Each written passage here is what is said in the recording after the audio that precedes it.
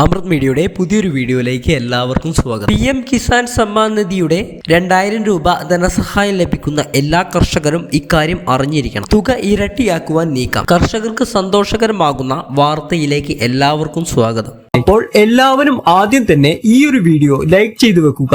എങ്കിൽ കൂടുതൽ ആളുകളിലേക്ക് ഈ ഒരു വീഡിയോ എത്തിച്ചേരുന്നതായിരിക്കും. ചാനൽ ഇതുവരെ സബ്സ്ക്രൈബ് ചെയ്യാനും ആ ബെൽ നോട്ടിഫിക്കേഷനിൽ ഓൾ എന്ന ഓപ്ഷൻ എനേബിൾ ചെയ്യുവാനും മറക്കരുത്. പ്രധാനമന്ത്രി നരേന്ദ്രമോദി കിസാൻ സമ്മാൻ നിധി യോജനയ്ക്ക് കീഴിൽ കർഷകർക്ക് പ്രതിവർഷം 12,000 രൂപ നൽകുമെന്ന പ്രധാനമന്ത്രി നരേന്ദ്രമോദിയുടെ വാഗ്ദാനം ഫെബ്രുവരി 1 കേന്ദ്ര ബജറ്റിൽ ഇടം പിടിച്ചേക്കും. PM കിസാൻ യോജന പ്രകാരം ഗുണഭോക്താക്കൾക്ക് പ്രതിവർഷം 6,000 രൂപ മാത്രമാണ് ലഭിക്കുന്നത്.